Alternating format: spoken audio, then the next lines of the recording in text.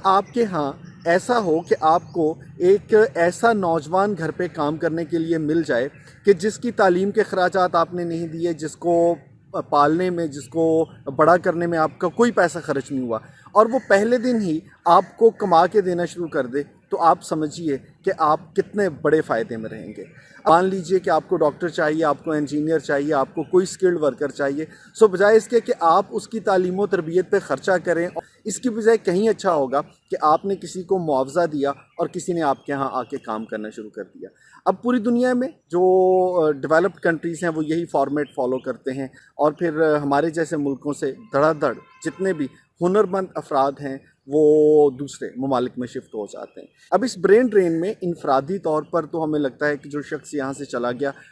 हम उसको मुबारकबाद भी देते हैं बड़ा, लेकिन उसके जो मुमकिन नुकसानात एक मुल्क को होते हैं वो आने वाले सालों में हमें समझ आनी शुरू होती है।